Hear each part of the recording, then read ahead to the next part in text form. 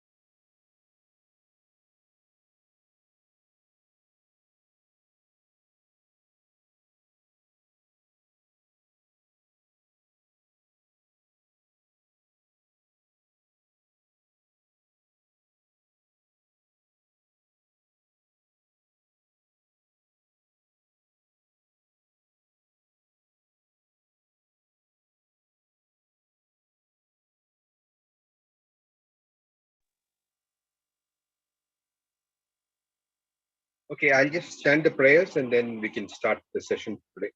Om Gyanathmirandasya Gyananjana Shalakaya Chakshurum Militam Yena Tasmai Shri Gurave Namaha Shri Caitanya Manobishtam Stapitam Yena Bhutale Swayam Rupa Kadamahim Dadati Swapadantikam Vandeham Shri Guru Shri Yutapadakamalam Shri Gurun Vaishnavamsya Sri Rupam Sagra Jatam Sagana Raghunathan Vitam Tam Sudivam Sadvaitam Savadutam Harijana Saitam Krishna Chaitanya Devam Sri Radha Krishna Padan Sahagana Lalita Shri Vishakhan Vitamsya Namam Vishnupadaya Krishna Preshtai Bhutale Srimate Jayapataka Swamaniti Namine Namacharya Padaya Nitaikrapa Pradayine Gaurapata Damadaya Nagrakaramatarini Namam Vishnupadaya Krishna Preshtai Bhutale Srimate Gopi Paranadanda Seti Namine Namam Vishnupadaya Krishna Preshtai Bhutale Srimate Bhakti Vedanta Swamaniti Namine Namaste Saraswate Deve Gauravani Pracharine Nivisheshunyavadi Paschatya Deshatarine Vanchakalpatarubhyasya Kripa Sindhubhya Evacha Paritanam Pavanebhyo Vaishnavebhyo Namo Namaha. Jai Sri Krishna Chaitanya Prabhu Nityananda Shri Advaita Gadadhara Shivasadi Gaura Bhakta Vrinda Hare Krishna Krishna Krishna Hare Hare Hare Rama Rama Rama Hare Hare Mukam Karoti Vachalam Pangum Lagayate Giram Yatripata Vande Shri Gurutarna De Paramananda Madham Shri Chaitanya Ishwaram Athanchana Smrite Yasmin Dushkaram Sukaram Bhavete Smrite Pritam Syat Shri Chaitanya Tamamitam. Okay. Any volunteers to read today? I can read, Prabhu. Indulekha Mataji, please go ahead. Yes. September 9th, the devotees in Dallas had purchased a large church facility and were forming the first ISKCON. We are not able to hear you. I don't know if it's a problem with my... Hare Krishna. Hare Krishna, Prabhuji. Rudradeep Nimai, are you able to hear her? Yes, it's audible, Prabhu. Pardon? It's audible. She's very audible. I think that I need to log out and log in because I can't hear anyone actually. Let me just log out and log in.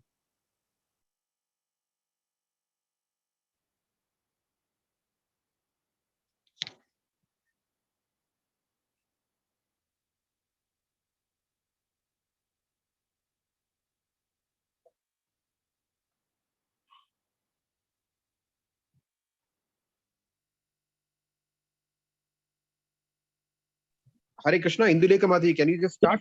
Yes, Prabhuji, I'll start. Now it's fine. Okay, I can hear. Okay.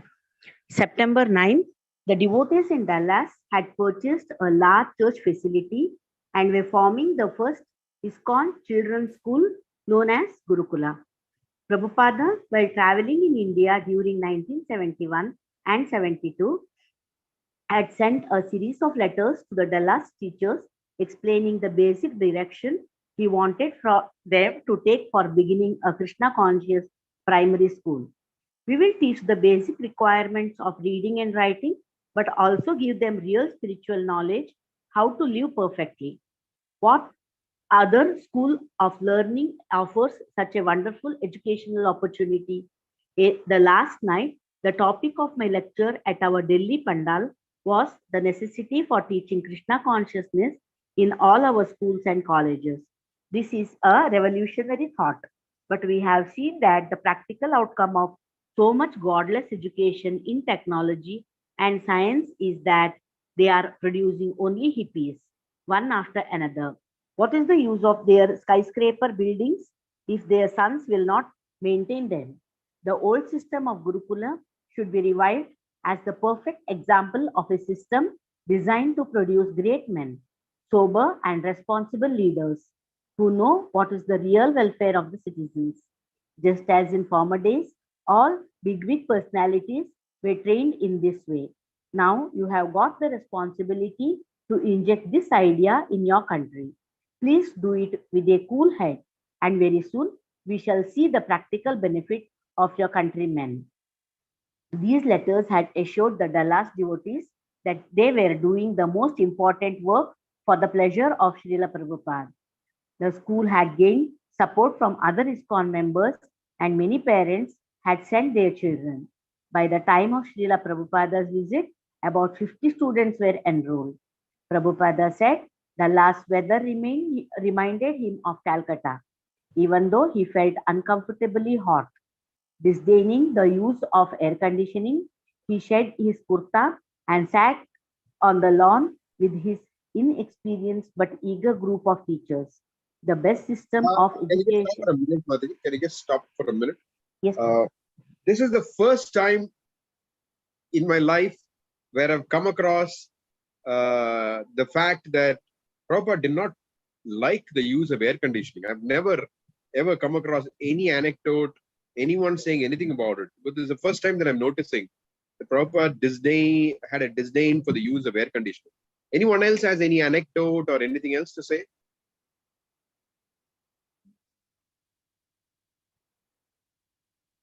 On this topic, on this thing of air conditioners and Prabhupada? Any of you have heard of anything?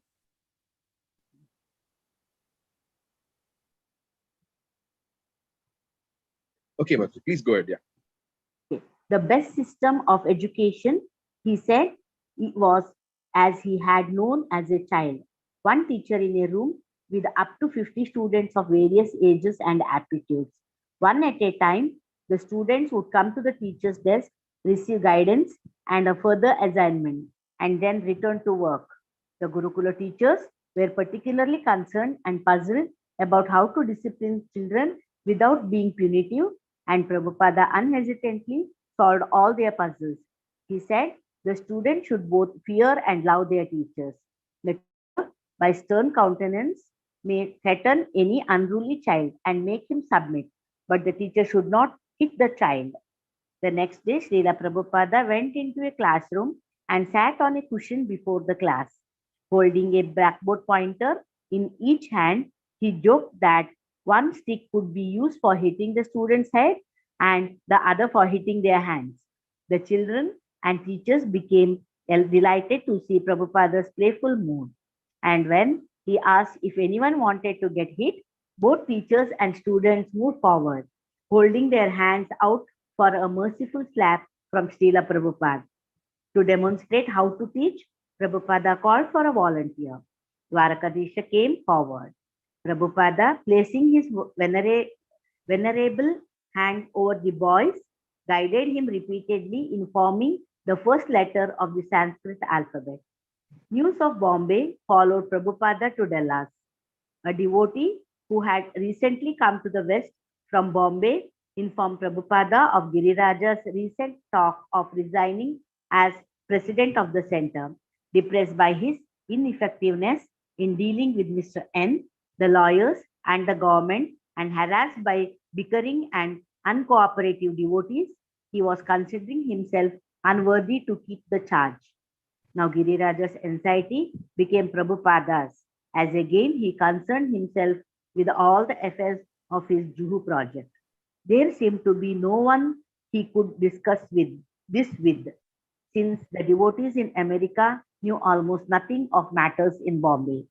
The night was too hot for sleeping, and Prabhupada could not concentrate on translating Srimad Bhagavatam.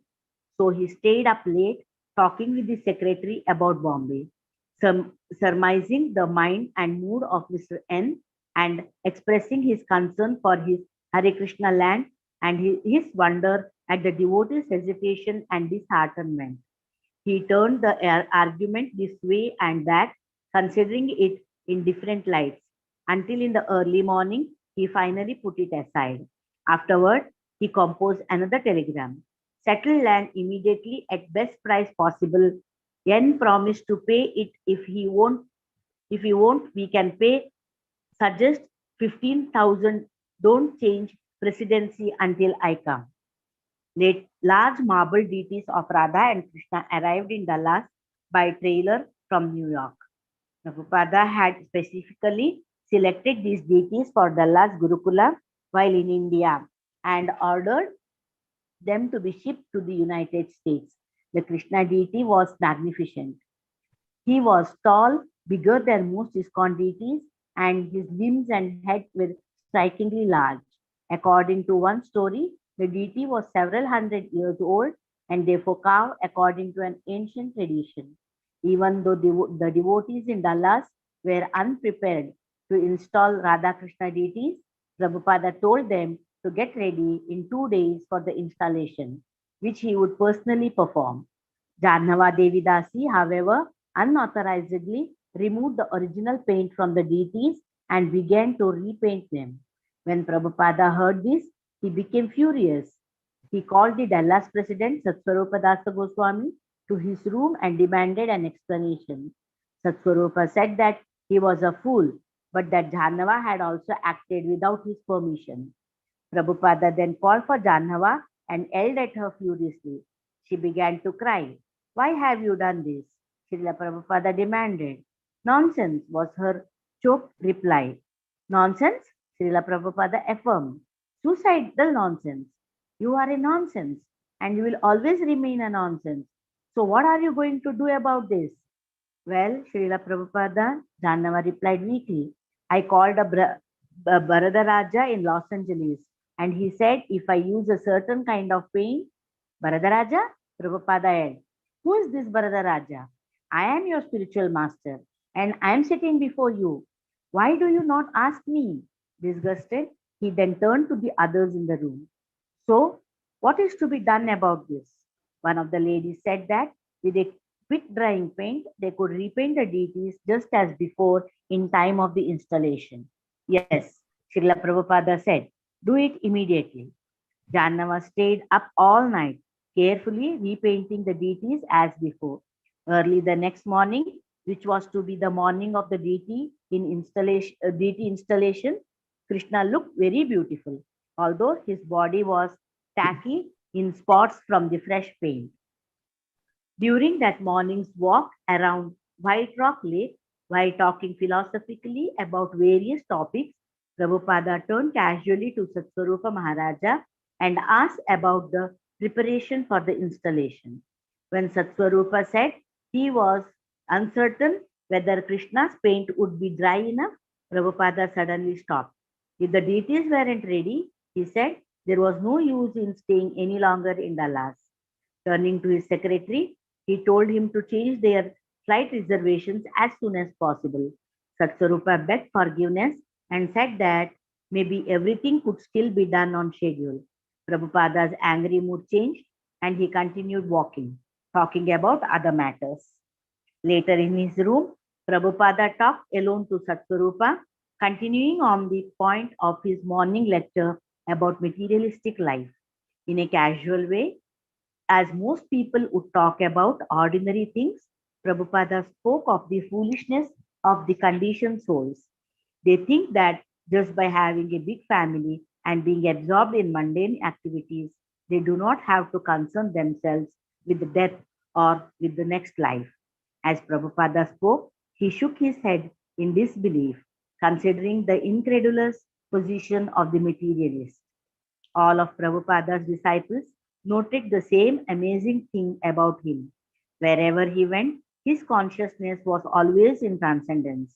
Whether staying up late, worrying and talking about Bombay, or criticizing devotees for repainting the deity, his mind was ever moving from one Krishna conscious consideration to another. The devotees with him would sometimes observe his awesome Krishna consciousness from a respectful distance.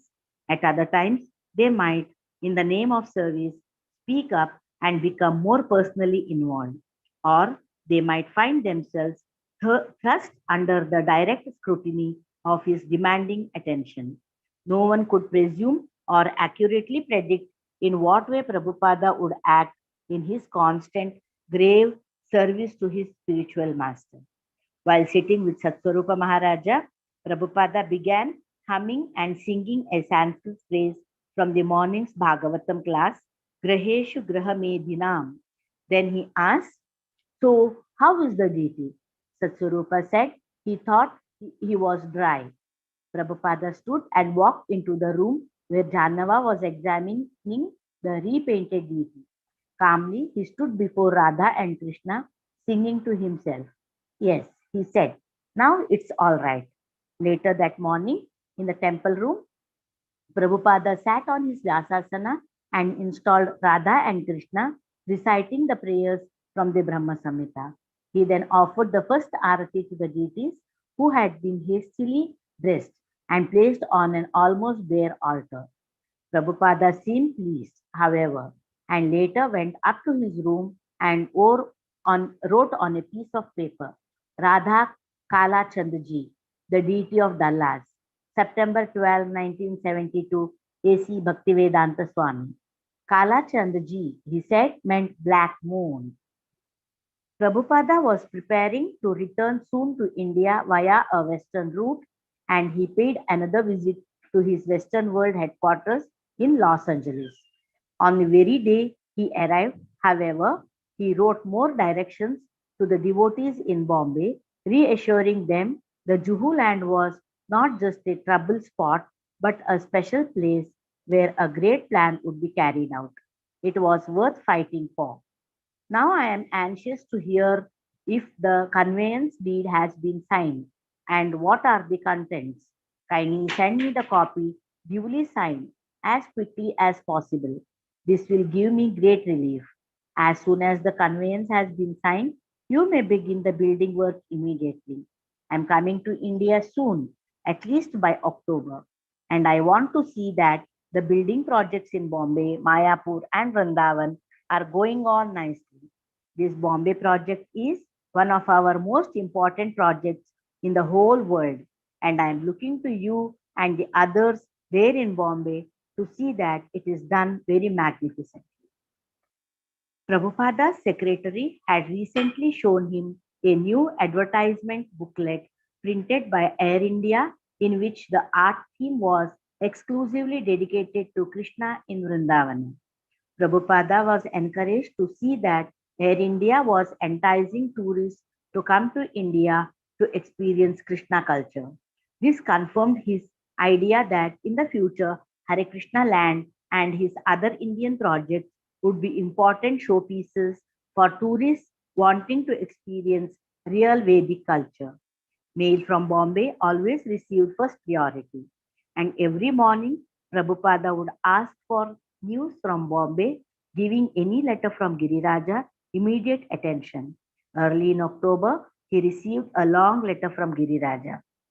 We just cannot control the material nature, and although everything is going on slow, Mrs. Morarji, Mr. Munim, the bank, and Mr. N all feel that they are proceeding as quickly as possible, and they do not respond very favorably to being over reminded by me of the urgency of the matter and of your anxiety that it be finished. Nothing new had developed. The deed still had not been signed.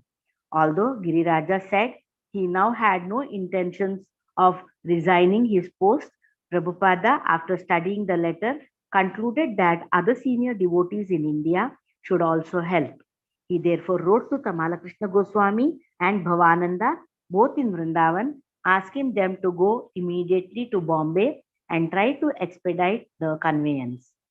Prabhupada was asking Tamala Krishna Goswami to revive his active status as a manager in India.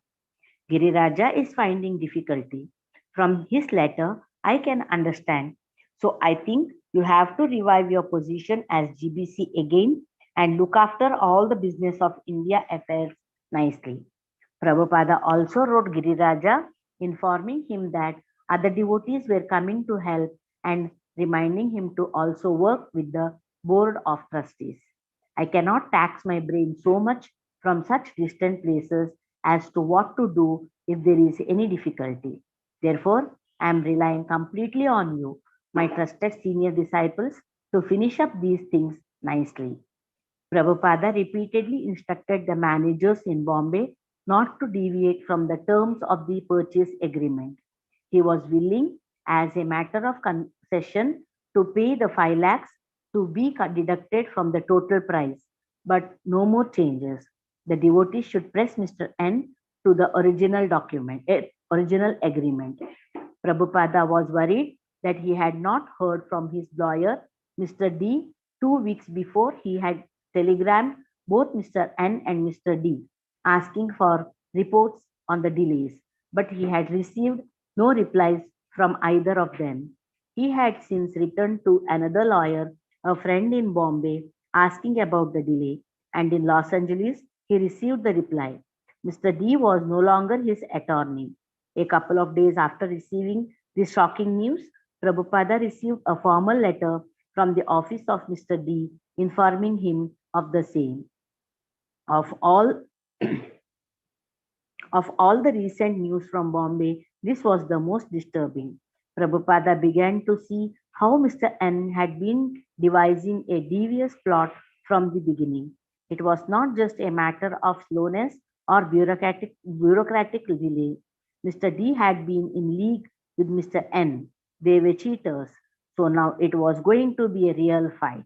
ISKCON would have to go to court and file criminal charges against Mr. N. There was no avoiding the fight, but Prabhupada still felt that his position was legally very strong. Before leaving Los Angeles, Prabhupada thought of a further tactic. He wrote to Giriraja that he should put a notice in the newspapers advising the public that ISKCON had signed an agreement for purchasing Mr. N's land at Juhu. He then traveled to Berkeley. October 6. During his brief visit to Berkeley, Prabhupada met with a group of professors from the University of California and also installed Radhakrishna deities in the Berkeley temple. But still, he was meditating on Bombay. He wrote to Tamalakrishna Goswami. The Bombay dealing has been muddled by the tactics of Mr. N and Mr. D. Giriraja is in trouble. He is a child in these worldly dealings. So immediately go to help him. But you must be careful to pay the money in the court registrar's office and not in the hand of Mr. N or his solicitor. Settle up the things properly. Otherwise, let us go to the court for specific action, either civic or criminal, against the tactics of Mr. N. Prabhupada decided to send Karandara, whom he considered expert, to help in Bombay. He also wanted to send Shyamasundara, but Shyamasundara had gone to London regarding a large country estate George Harrison was donating. Prabhupada notified Shyamasundara, however, that once the London transaction was completed, he should go to Bombay. Prabhupada was ready for the fight. He would not be cheated. During his return trip to India, Prabhupada again visited Hawaii. Then, on October 11, he went for the first time to Manila, where a small number of disciples had arranged preaching programs for him, both in the temple and at the Hotel Intercontinental. In Manila, Prabhupada carefully considered his position regarding the Juhu property and concluded that he would come out victorious. He listed the points of his agreement in a letter to Giriraja. 1. We have fulfilled all the conditions as purchaser. Mr. N has purposefully delayed with a motive to cheat us as he had done with some other in this connection. But this time he cannot cheat us because we are in possession of the land and our deity Radhakrishna is installed there. Therefore, we must immediately go to the court for enforcing him to execute the conveyance immediately.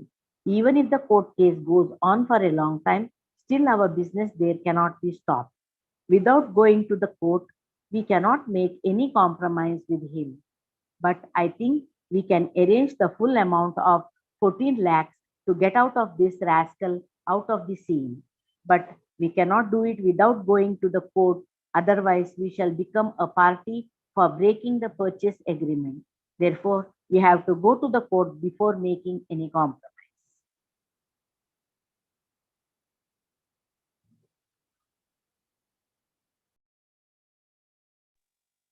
Hare Krishna, Prabhu. Yes, Mataji. Have we finished that chapter, Guruji? Yeah, I'm just thinking whether, okay, just give me a second. Just give me a second. Yes.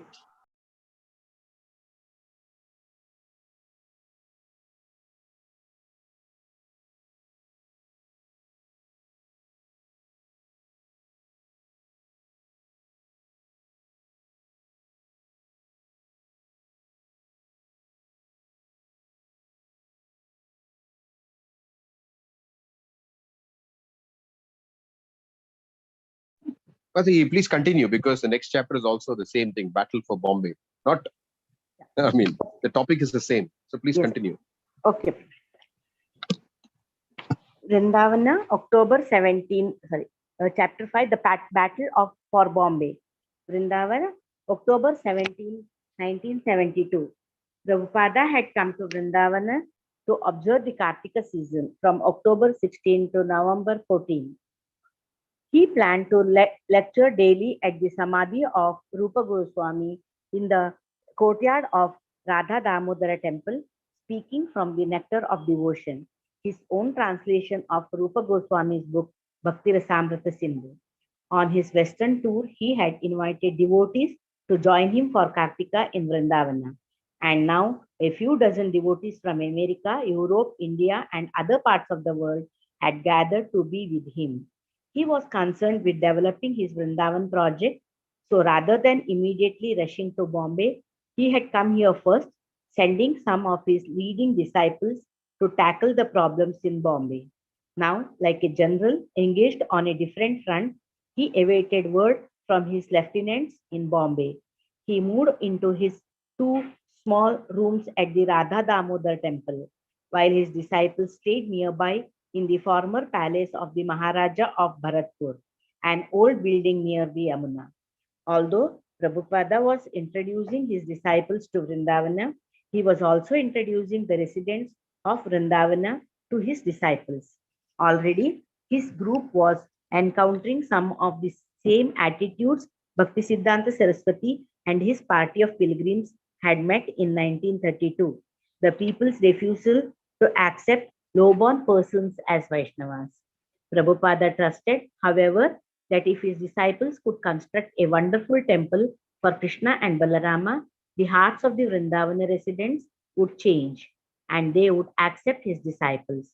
He tolerated the roughness and slowness of his disciples.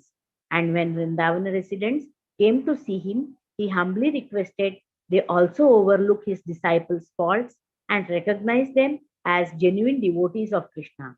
After all, they had given up sinful life and were regularly chanting the holy names of God. Prabhupada lectured both morning and evening, sitting on a simple asana about 2 feet high, a bare bulb suspended over his head. Prabhupada would address his disciples and the few interested guests who sat before him. Some of the devotees had speculated that since they were now in Vrindavana, Prabhupada would probably talk on highly elevated spiritual topics, such as Krishna's rasa with the gopis. But it was not so. Rather, one of his disciples would read from the nectar of devotion, and Prabhupada would interject extensive philosophical comments on attaining pure love of Krishna through the successive stages of Bhakti Yoga. While Prabhupada's talks were especially for his disciples, he also stressed that the Brahmanas of India accept the Western Vaishnavas, and he cited dozens of scriptural references to prove his point that birth status, being a material designation, did not apply in spiritual life. Stressing preaching as the essence of Krishna consciousness, he urged the disciples present to continue propagating the Krishna consciousness movement. Prabhupada's disciples were thrilled by these talks and by Prabhupada's personal dealings with them in the intimate atmosphere of his rooms at the Radha Damodara temple, which he referred to as his eternal residence, the place where he had actually begun his plans for the Krishna consciousness movement. His disciples could hear him rise early and begin translating Srimad Bhagavatam and dictating his purports. At Aarti time, he would open the shutters of his room and behold the deities. At other times, the devotees might see him walking on the terrace chanting japa, and they found him always available to answer their questions and help them with their personal problems. Tamala Krishna Goswami, Shamsundara, and Karandara arrived in Bombay. Things had worsened, Giriraja informed them. When Mr. N had seen the notice in the newspaper publicly advising that ISKCON had entered into an agreement for the Juhu property, he had become furious. Giriraja had gone to him with folded hands and bowed down before him, but Mr. N would not be appeased. He had gone back on all his promises and had cancelled the sales agreement on the plea that the devotees had not obtained the deed within a 6-month period. The 2 lakh down payment he had claimed was now his, and the devotee should vacate the land immediately. Mr. N had shut off the water supply to Hare Krishna land. Several days later, a hoodlum had shown up at the entrance to the property, brandishing a machete whenever devotees passed by. A friend of Mr. N had printed a handbill ascribing scandalous behavior to the American Hare Krishna devotees and was having it distributed at the nearby Villeparle train station. Although a few devotees had left and others wanted to, about 30 devotees still remained in Bombay. The first thing to do, Karandara said, was to find a new lawyer, and he went to Bombay's most prominent solicitors and hired a specialist in land transactions and conveyances. Next, the leading devotees and their solicitor met with Mr. N in his office. Mr. N was stubborn and uncooperative, and the ISKCON lawyer was threatening. A court battle seemed inevitable. Tamala Krishna Goswami, Karandhara, Bhavananda, and Shamasundara talked together, and the more they talked, the more they began to see the entire Jewish scheme as impossible. Even without Mr. N's treachery, just to live on the land was very difficult. The devotees and the deities had such poor living facilities that the roof leaked and the cement floor was crumbling. Rats, flies, cockroaches, village dogs, the mosquitoes infested the place, with even an occasional poisonous snake. Devotees were always contracting tropical diseases, especially malaria and hepatitis. So, although ISKCON's new lawyer was prepared to take the case to court, the devotees were hesitant. Mr. N had said that they, not he, were criminals because they had not gotten permission from the charity commissioner. They were on his land illegally. He said he would sue for damages. He even seemed to be on the verge of some violent action. Considering all angles, the leaders whom Prabhupada had entrusted to solve the Juhu entanglement decided that ISKCON should relinquish the land. Drafting a joint letter to Prabhupada, they had Shamasundara hand deliver it to him in Vrindavana. Sitting in his room at the Radha Damodar temple, Srila Prabhupada read the letter from Bombay and then set it aside. He walked out into the open courtyard. In the last light of day, many birds were chirping, and the devotees sat on the ground on a dhuri, waiting. Prabhupada sat on the simple raised seat and began singing Jaya Radha Madhava. He had Pradyumna as read, stopping him to explain a point whenever he felt inclined. He spoke of the special benefits of residing in Vrindavana, but warned that one should not come to the Dhamma to do business or to commit any offenses. If, however, a Vrindavana resident did commit an offense, he could still receive the special benefits, provided He remained sticking to the dust of Vrindavana. Night fell, and in the dark courtyard, Prabhupada continued lecturing beneath the dim electric bulbs. Visiting pilgrims came and went, watching the Swamiji lecturing in English to his Western disciples. After the question and answer period, Prabhupada walked back to his room, exchanging words along the way with Gaurachanda Goswami, the temple proprietor. Some devotees lingered in Prabhupada's room, and many Indians peered through the barred windows, although they had never cared to look years ago, before the room's permanent resident, Bhaktivedanta Swami, had gone to America. When Prabhupada was finally alone, he began to think of Bombay. Although hundreds of miles away, the occurrences there were beating on his heart here in Vrindavan. He took out his copy of the agreement he had signed with Mr. N. Then he called his secretary and began dictating a letter to his leaders in Bombay. He began his letter like a lawyer, answering logically, point by point. One reason his disciples had given for wanting to give up the land was that the charity commissioner had refused them permission. In that case, Prabhupada reasoned they should try to get back the money and give up the land. But it appeared that the charity commissioner's permission was delayed, not denied. A small matter. Although Mr. N had mentioned a 6-month time limit for obtaining the charity commissioner's approval, Prabhupada pointed out that the original agreement mentioned no such time limit. Another reason Prabhupada's men had given for wanting to relinquish the land was that, according to Mr. N, they had failed to obtain the conveyance within 6 months, as per the original sales agreement. Prabhupada replied that, according to the clause in question, it's our option to rescind the contract within 6 months, not the vendors. But the real point was that Mr. N had accepted checks worth 1 lakh rupees as down payment within the 6-month period, and therefore the sales agreement was completed. We consider that he has completed the conveyance and we do not want to resign with, but we shall close the deal immediately. Finished. That's all.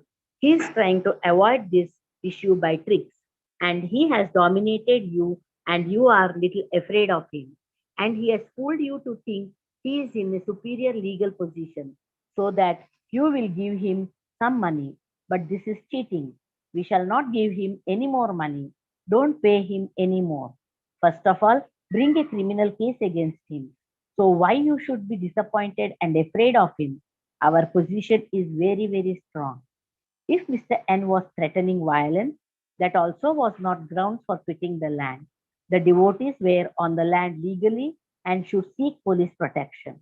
Therefore, I say that you boys cannot deal very well in these matters because you are too timid. Now, whatever you like, you may do. Immediately, criminal case should be taken that you are not doing because he is bluffing you. He says big words and makes threats, and you believe him foolishly and do like he says. That I shall not do. Prabhupada's conclusive advice was that the devotees go to the magistrate and tell him, we gave Mr. N money, and now he is threatening violence to drive us away. They should not be afraid. Prabhupada had not come to Vrindavan only to lecture.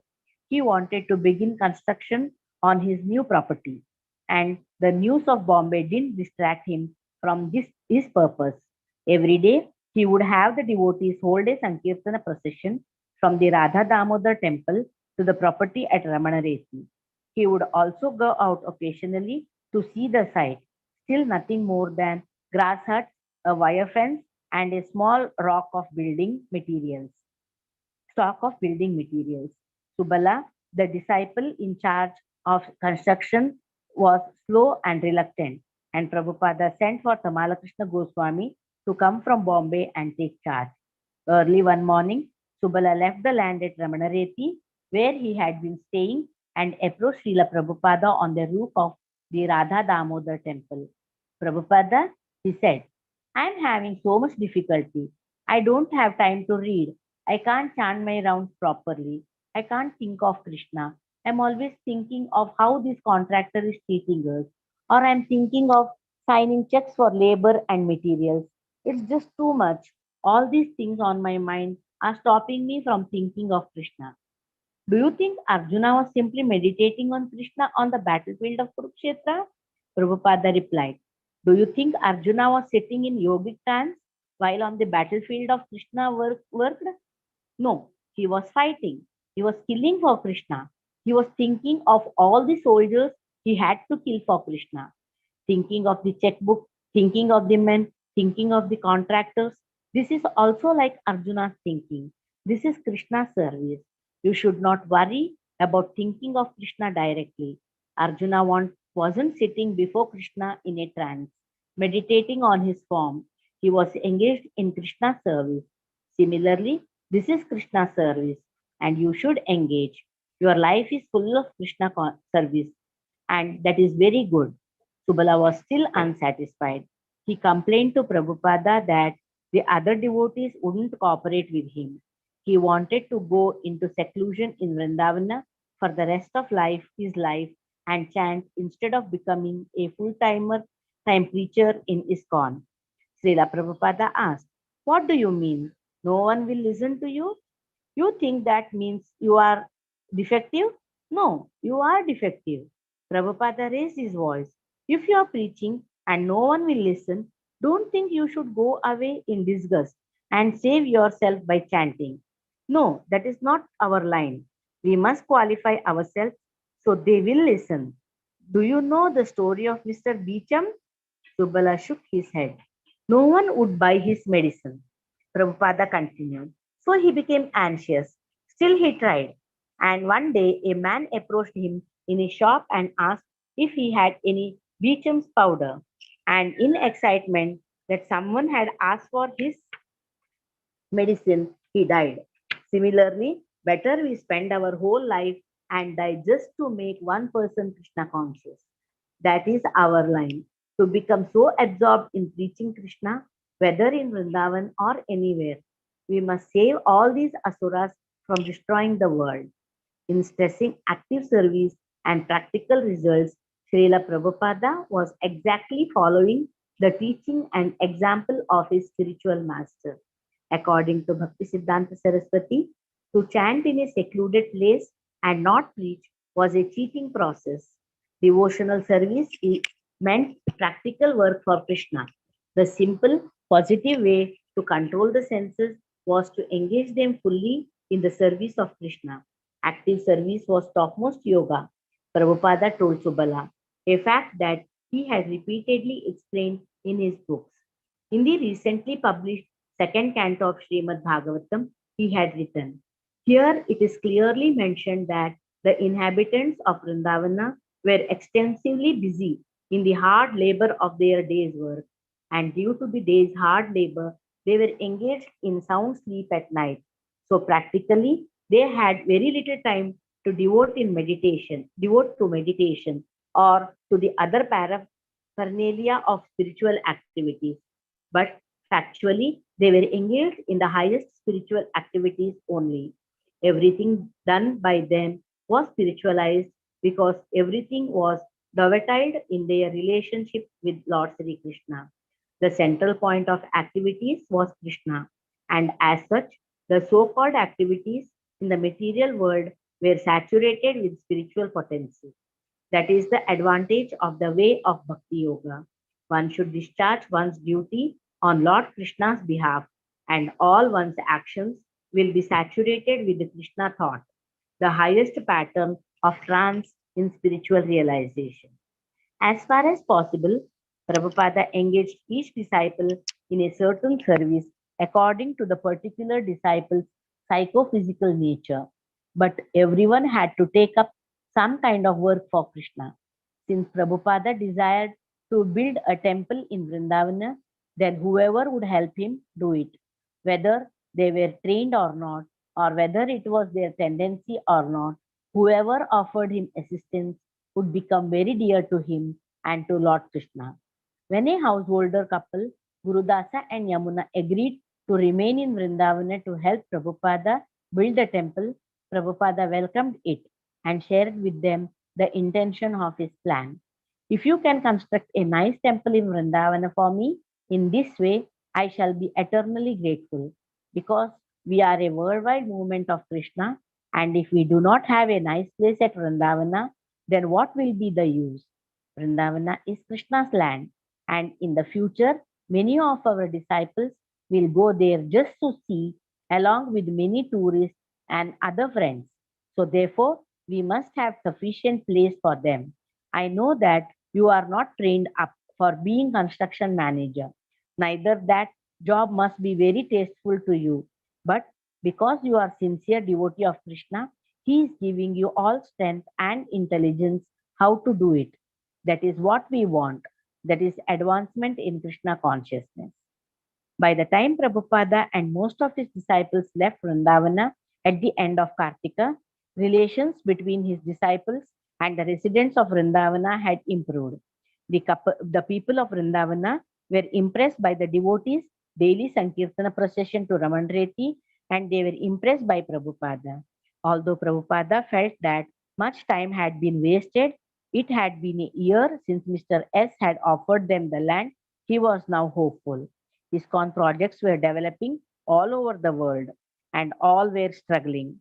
The devotees' only means of income was from the sale of books and to some degree from their spiritual sky incense business. As yet, Prabhupada had no architectural plan for his Vrindavan project, but he determined to gather from his book fund and from devotees enough money for materials and labor. One day he went to the building site and asked the devotee to mix a little cement, and with his own hand he laid down the first concrete for the foundation. Should I continue, Prabhu? Mati, you can stop there. I have Yeah. several things to say here. Yes. Okay.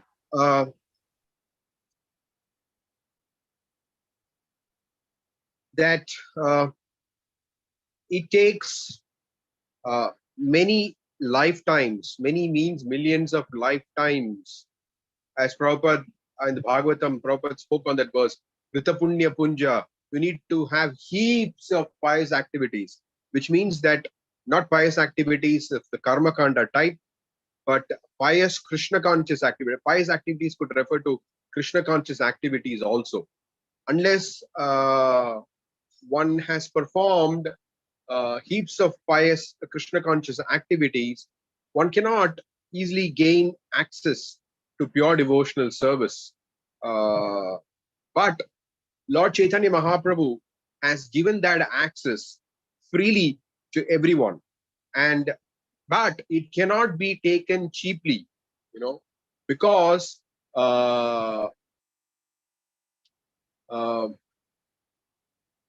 the activities of pure devotional service require a very high degree of qualification, Krishna conscious qualification. But it has been given easily by Lord Chaitanya Mahaprabhu. Therefore, we should not try to imitate those devotees who have qualifications from billions and millions of lifetimes.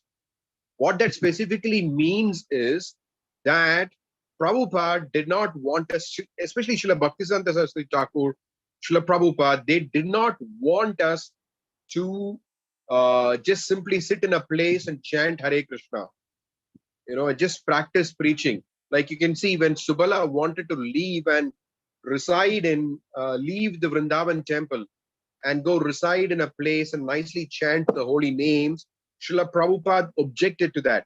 Prabhupada gave us the method that you be absorbed in the activities assigned by the spiritual master, assigned by Srila Prabhupada for the members of International Society for Krishna Consciousness, which is distributing books. Because sometimes some other Gaudiya Vaishnavas think that this is all meant for the neophytes and this is all karma. I mean, this is, you're trying to get some money out of book distribution, business activities and things like that. That was not the vision of Srila Bhaktisiddhanta Saraswati Thakur. That was not the vision of Srila Prabhupada. So their vision was, it is this that we need to do. So we don't have all these credits for millions of lifetimes to just sit in Vrindavan, sit at Radhakund, and chant the holy names. Bhaktisiddhanta Saraswati Thakur wrote a whole book called Vaishnava K, where he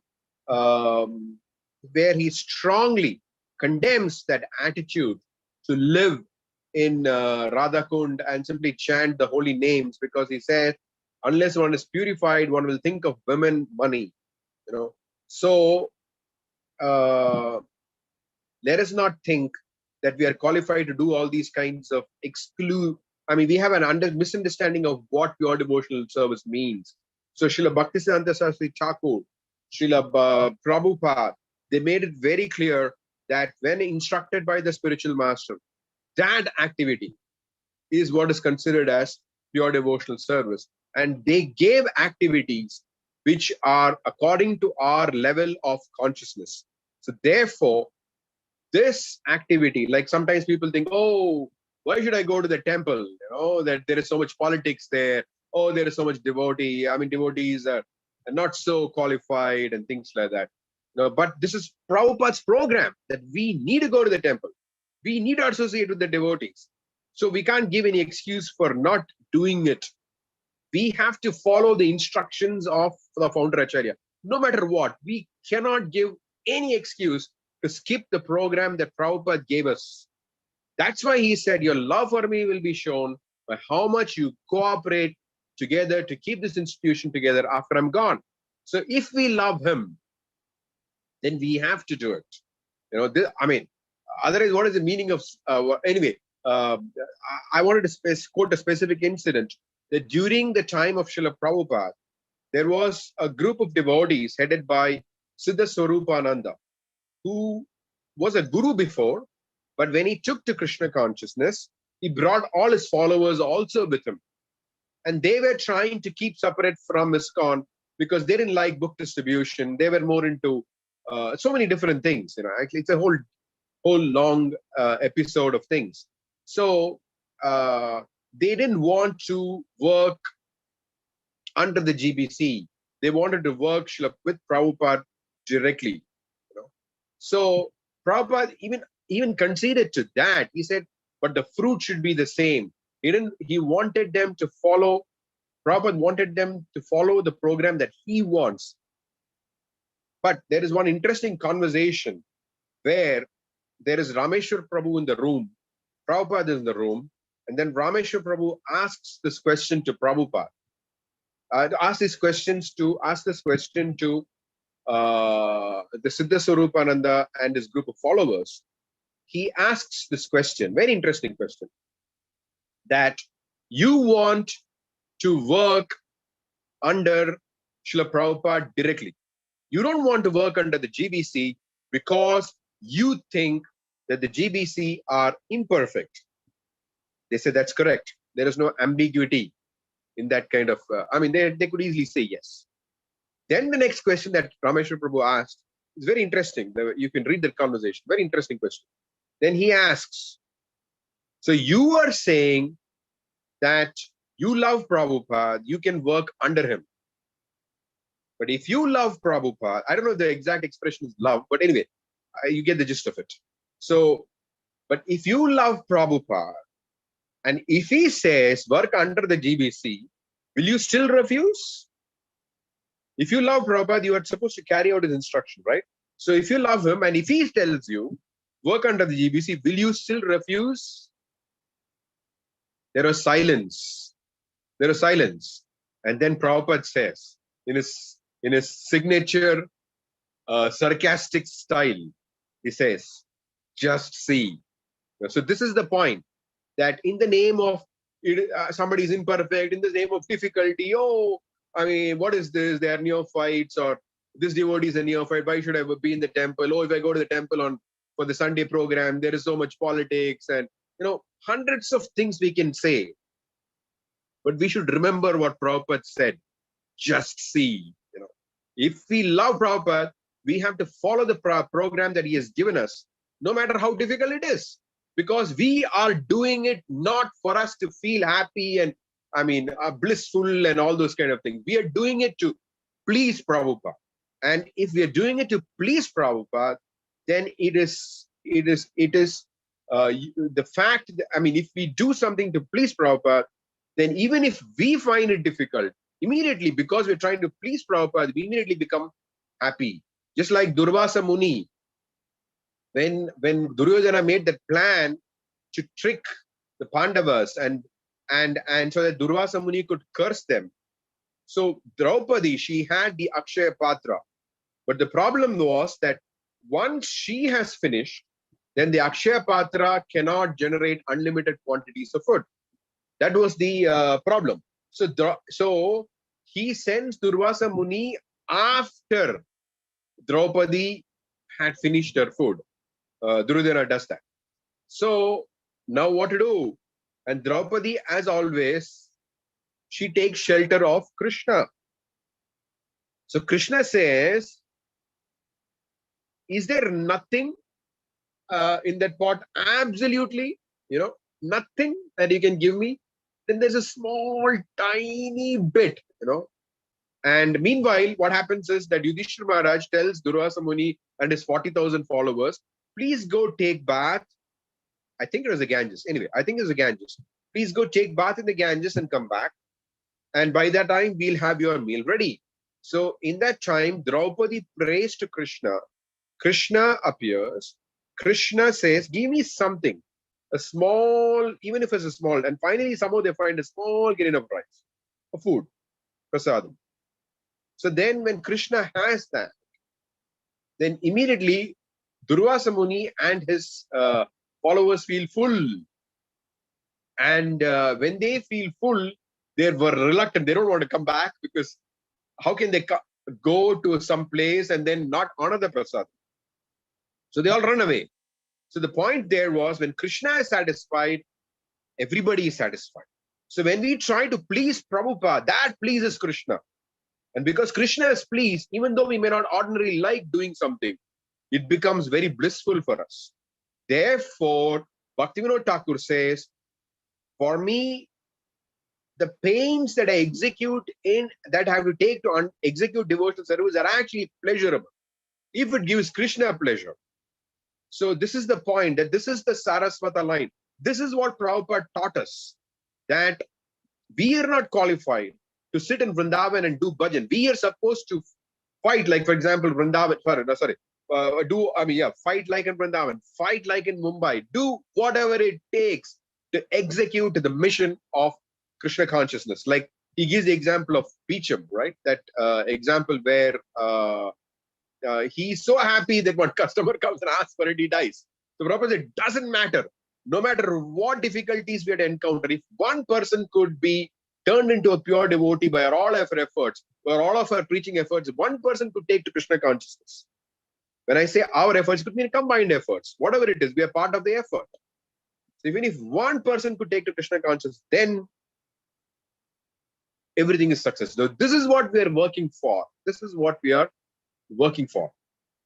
And one other point which I wanted to bring up was, we see how Prabhupada is so much love for Krishna. He has so much love for Krishna that when he saw that the paint of the deities had been taken off, Prabhupada became so upset, because for him it's not a deity. This is Krishna. And Krishna had been disrespected. Krishna had not been treated properly. He could not tolerate it. And you see how angry he gets. That is the nature of a pure devotee, the intensity of his love. Premanjana churita bhakti vilochana santa sadaiva hridayeshu vilokayanti yam shama sundaram acintya gunaswarupam govindamadi purusham tamaham bhajami. The Brahma Samhita says the pure devotee, because their eyes are anointed with love, they see the Shamasundara form of Krishna. So because of their being flooded with love, therefore they cannot tolerate Krishna being disrespected, Krishna being insulted. This is also a feature of love. Anger is a feature of love that Prabhupada had for Krishna. So there were some rare occasions, or not, there were rare occasions where you could see Prabhupada severely chastise a disciple when they did not deal with Krishna properly. Any thoughts, questions, reflections?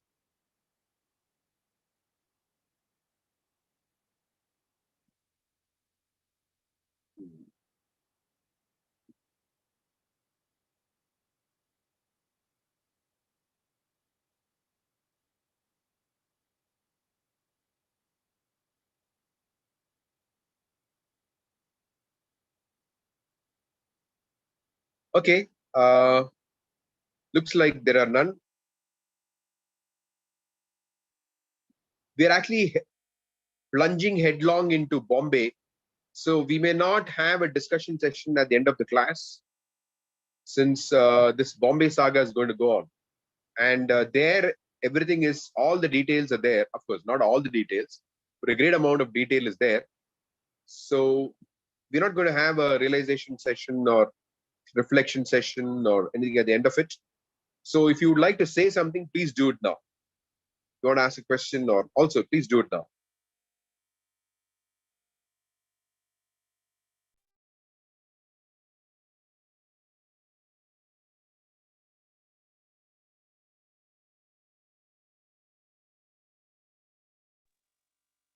Okay, Leela Madhuri Mataji, you can please continue.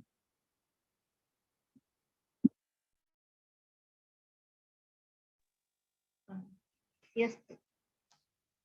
Hyderabad, November 11, 1972. Prabhupada had come to Hyderabad for a Pandal program. Big crowds attended his lectures, and wherever he went, even while getting into and out of his car, people surrounded him to touch his lotus feet. Although Hyderabad had been suffering from drought, a few days after Prabhupada's arrival, rains came. One newspaper suggested that the Harinama Kirtana Srila Prabhupada and his devotees performed so enthusiastically must have ended the drought. Prabhupada agreed. Srila Prabhupada met with Mr. N, who was visiting Hyderabad from Bombay. Shamsundara still had a cordial relationship with Mr. N because Mr. N had been fond of his 3-year-old daughter Saraswati. So he went to Mr. N and convinced him to speak to Prabhupada.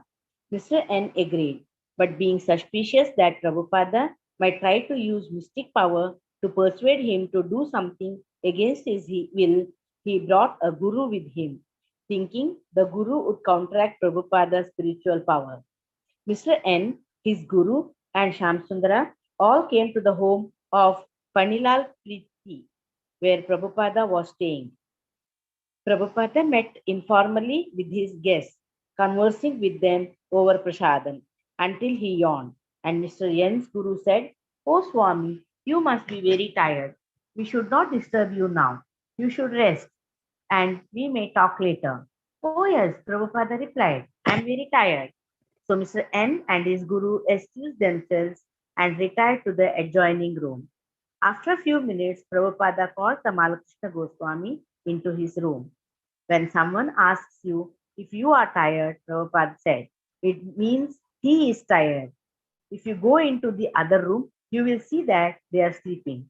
He instructed Tamal to carefully awaken Mr. N without disturbing his guru and bring him in.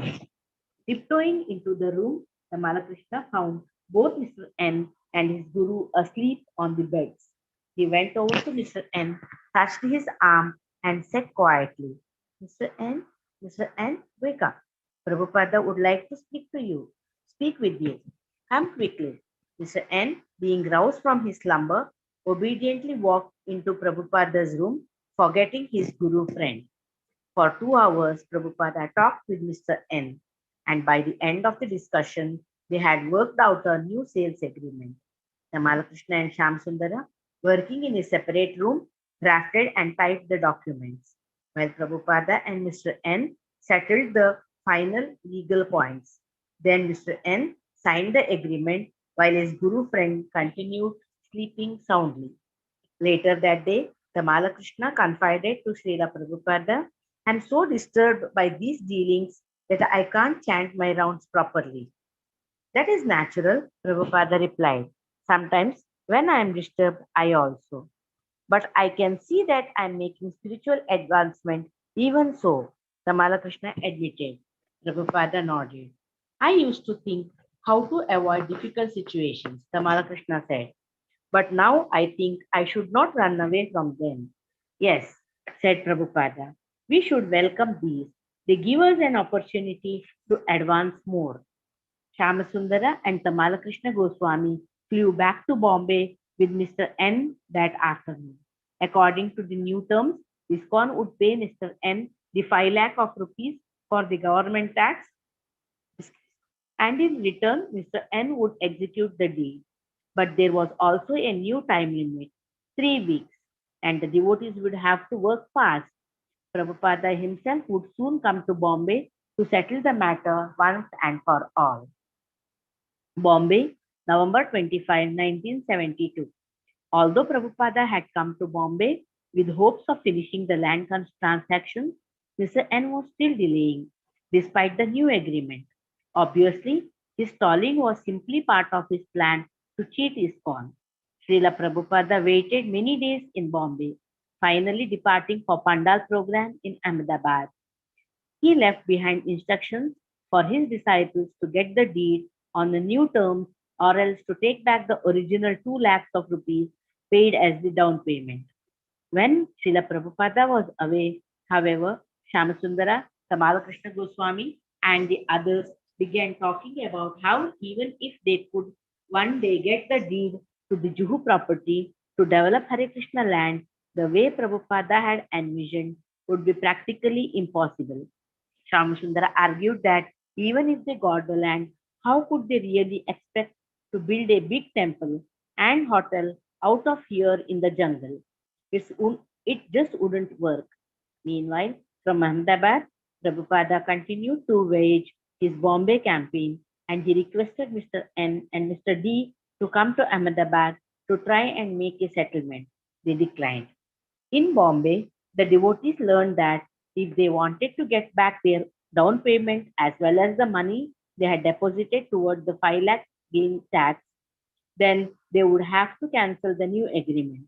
They were confused and their time was running out. One morning, one of the Prabhupada's disciples, Vishaka Devi Dasi, arrived in Ahmedabad from Bombay. Prabhupada called for her, and told her to return to Bombay immediately with a message.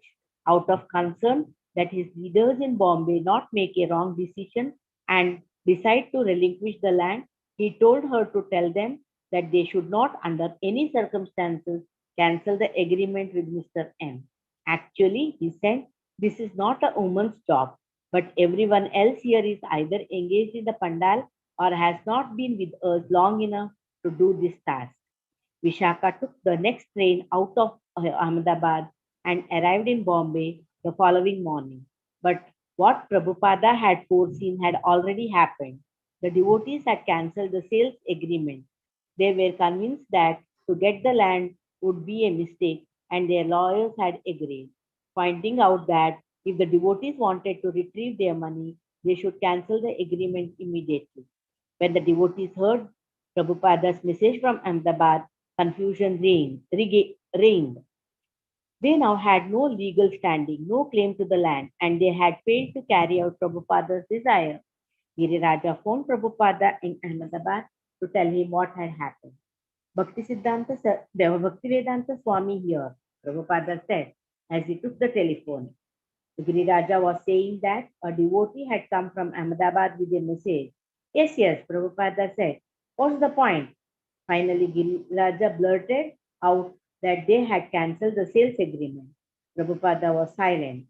Then, in a voice that expressed both anger and resignation, he said, then everything is finished. I shall be the last man to give up the Hare Krishna land to the rogue Mr. N. Prabhupada wrote to a life member just before leaving Ahmedabad for Bombay. Prabhupada was now immediately planning how to rectify his disciples' mistake. No money had yet been transferred, so perhaps it was not too late. Mr. N could not possibly understand why Prabhupada was so determined in his fight to keep the Juhu land. Not that Prabhupada had kept his motives hidden, but only a devotee can understand the mind or actions of another devotee. Mr. N was dealing with Prabhupada just as he had dealt with the C Company. He had cheated them, and now he would cheat ISKCON. He could only surmise that Prabhupada and his disciples were driven by the same motive as he himself, the only motive he could understand, material possessiveness. Actually, even Prabhupada's disciples were having difficulty understanding Prabhupada's unbreakable determination. Prabhupada's main motive was to preach Krishna consciousness in Bombay. Srila Prabhupada said, "My Guru Maharaja ordered me to preach Krishna consciousness in the West, and I have done that. Now I want to preach in India." Bombay was the most important city in India, the gateway. And within Bombay, Krishna had somehow led Prabhupada to this land where he had begun preaching and had brought the deities of Radha and Krishna. In Prabhupada's eyes, the land was suitable for the large, gorgeous temple and international hotel he had planned. Bombay was an important city and required grand temple worship, large festivals, mass prasadam distribution, and a variety of Vedic cultural programs. The Juhu land seemed ideal for a school, a theater, a library, apartments, a Hare Krishna city.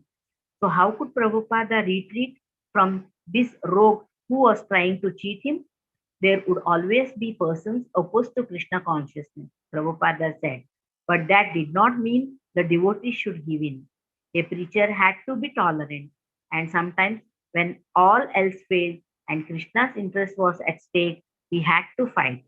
Another reason Prabhupada refused to give up this particular plot of land was that he had promised the deities Radha Rasbihari. He had invited Krishna here and prayed, "Dear sir, please stay here and I will build you a beautiful temple." When Prabhupada had been touring and a devotee from Bombay had written him that the deities were being neglected, Prabhupada had written back insisting that these abominable activities be rectified. The deity of Krishna was not a stone statue, but was actually Krishna, eager to reciprocate with his sincere devotees. So, if using the land for missionary work was the obvious or external reason for Prabhupada's determination to keep his Hare Krishna land, then the internal reason was his personal commitment to their Lordship, Sri Sri Radha Rasihari. Certainly, Mr. N and his associates could never understand this. Even Prabhupada's own disciples could not realize it fully. Prabhupada had brought Radha and Krishna into very poor condition, but with the promise of something wonderful to come. At his request, Radha and Krishna had come, and they were standing patiently, giving eternal benediction to their worshippers, while Prabhupada struggled to fulfill his promise. 500 years ago, each of the six Goswamis of Vrindavana had his own deity, for whom he had built a beautiful temple. But Prabhupada was empowered to install and maintain many deities. In his Western world headquarters were the opulent Rukmini Dwarakadisha. In New York, Radha Govinda. In Dallas, big Radha Kala Chandraji. On a traveling bus in America with Kirtanananda Swami and Vishnujana Swami were Radha Damodara. In London, Radha Londonishwara. In Mayapur, Radha Madhava. And in Australia, Radha Gopinatha. All were Prabhupada's worshipful deities. Archa Vigraha, incarnations of Radha and Krishna, appearing at the request of their pure devotees for the benefit of neophyte devotees in various places around the world. To establish many deities was one of Srila Prabhupada's prime contributions as a world preacher. And when he would visit each temple, he would always stand reverently before the deities, taking their blessings, and then he would offer prostrated obeisances. Be humble, he would instruct the devotees. Always remember you are dealing with Krishna. And sometimes he would be unable to suppress his ecstatic symptoms of love for the deities. Through his representatives, his many disciples, he worshipped all these deities. But in the case of Radha Rasbihari, his involvement was more direct. Having taken India as his own managerial duty, he considered caring for this deity his specific responsibility. Prabhupada's fighting spirit to keep the land was so keen that he sometimes appeared to be fighting for fighting's sake. He sometimes even compared Mr. N to the demon Kamsa in Srimad Bhagavatam, who had repeatedly tried to kill Krishna. Just as Kamsa had employed many minor demons in his attempts to kill Krishna, so Mr. N had employed demonic agents like lawyers, friends, and hoodlums. Krishna's killing of demons like Kamsa was his pastime or Leela. He enjoyed it. And Prabhupada, as the servant of Krishna, was fully absorbed in this fighting. He was vigilant, militant. When Mr. N bluffed or frightened the devotees, causing them to back down, Prabhupada held his ground. He took naturally to the fight. Krishna and Krishna's mission were being challenged. Never before had Prabhupada been so threatened or met such active enemies. In New Delhi, when he had been selling his Back to Godhead magazine, he had often met with brusque words, and in America, people had ignored him and occasionally heckled him. But no one had seriously attempted to stop his preaching. Here, however, was a demon working actively to cheat him, to destroy his preaching, to disperse his disciples, and to displace his deity. He was forced to fight, and his disciples, if they were to understand his mood, would also have to fight. Prabhupada was acting as the protector and the parent of the deities and of ISKCON Bombay. As he had described in the Nectar of Devotion, many great devotees have an eternal relationship with Krishna as his protector. When as a child Krishna had fought the serpent Kaliya, Krishna's mother and father had been plunged into transcendental anxiety. They had seen their child entangled in the coils of the serpent and fearing for Krishna's life, had wanted to protect him. The eternal mother and father of Krishna always worry that Krishna may meet with harm, and when danger appears to come, their natural anxiety increases many times. In this way, they show the most intense love for Krishna. Srila Prabhupada's mood was to protect Radha Rasi Hari and also his Krishna consciousness movement. Although he knew that Krishna was the supreme protector and that nobody could oppose his will, out of a protective desire to spread Krishna glories, he feared that the demon Mr. N might harm Krishna. Prabhupada's feeling of anxiety and protectiveness extended to his disciples also. Although out of duty, he often criticized and corrected them privately. Before others, he usually defended and praised them. When Dr. Patel, a Bombay physician, had criticized the way the devotees were living, not protecting themselves from mosquitoes, Prabhupada had said that because his devotees were liberated and did not identify with their body, such things did not trouble them. Prabhupada saw his disciples as children with little worldly experience. They did not know how to deal with rogues and could be easily tricked. But if the son was gullible, the father would have to be shrewd and strong to protect his family. As protector of the devotees and of Krishna's mission, Prabhupada wanted to establish good housing so that his disciples could serve Krishna in comfort, even elegance. Prabhupada's spiritual master, Bhaktisiddhanta Saraswati, had taught the same thing when he said that preachers of Krishna consciousness should have the best of everything because they were doing the best service to Krishna. Prabhupada was therefore determined to establish his Hare Krishna city in Bombay. He did not take the attitude of a naked mendicant who cares for nothing for this material world. He felt responsible for his thousands of disciples and therefore he took on so many anxieties. Mr. N could not know what motives were driving Srila Prabhupada, nor could he imagine the full ramifications of opposing Krishna and Krishna's pure devotee. Even though the danger of such a position had been explained in India's most famous classic Bhagavad Gita, Srimad Bhagavatam, and Ramayana, Prabhupada was fighting on the side of Krishna. Therefore, Mr. N was opposing the Supreme Personality of Godhead. By Prabhupada's disciples' cancellation of the agreement, ISKCON's legal position had been weakened. But Prabhupada had faith that if the devotees just maintained possession of the land, their position would remain strong. At the same time, he urged the devotees to preach more. They should not think that without a temple they could not preach. So he arranged for another big Bombay Pandal festival downtown, which proved to be a great success with the 20,000 attending nightly. Important guests like Mr. R.K. Ganatra, the mayor of, of Bombay, made introductory speeches, and the devotees also took an active part, organizing, advertising, cooking, and distributing prasadam, distributing Srila Prabhupada's books, and preaching at a question and answer booth. The Pandal festival served to lift the devotees out of the doldrum of their protracted legal fight and the austerity of their living at Juhu. During the last week of January 1973, Prabhupada met with Mr. N at the residence of Mr. Mahadeviya. Although Prabhupada's lawyers had filed a criminal case against Mr. N, Prabhupada wanted to attempt an out-of-court settlement. He had always been gracious and charming with Mr. N, and Mr. N had always appeared responsive and polite.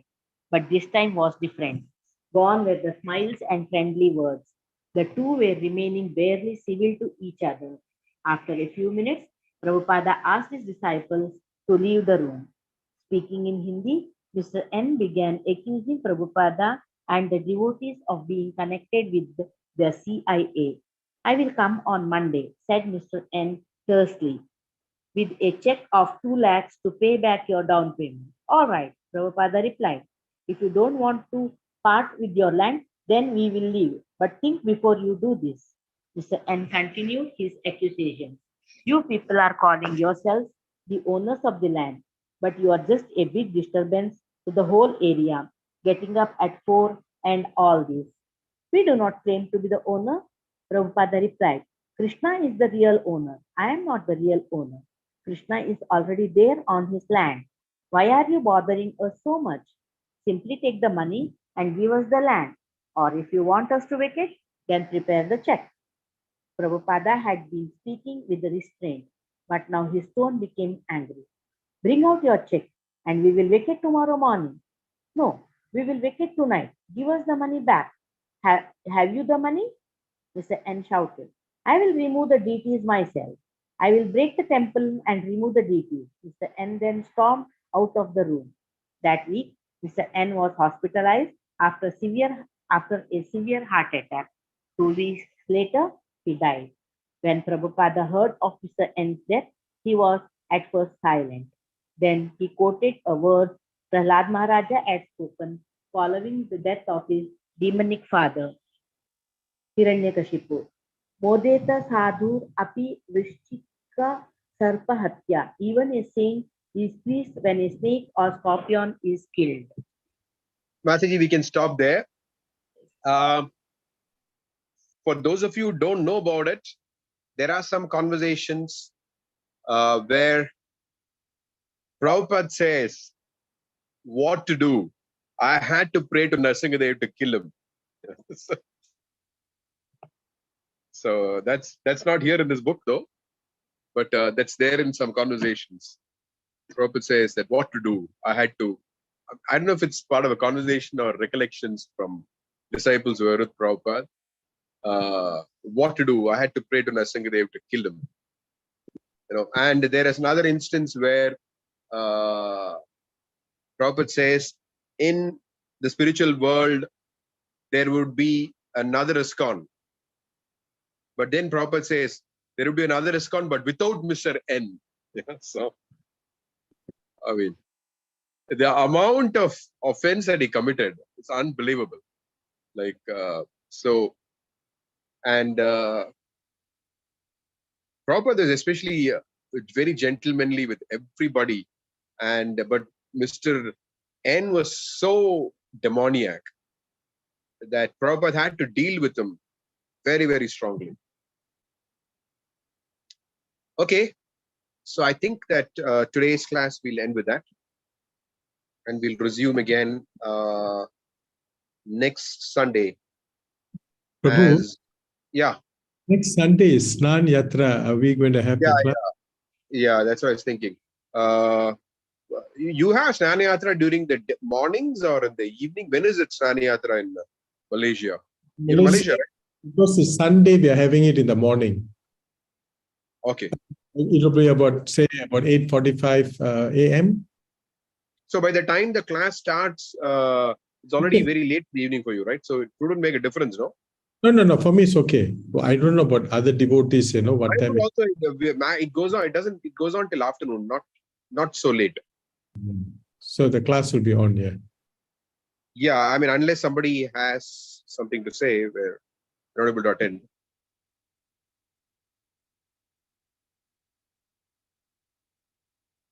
We'll have it Okay, Prabhu. at 3:30. Hare Krishna. Hare Krishna. I did not call upon Shailesh Prabhu because he's busy. He has some guests.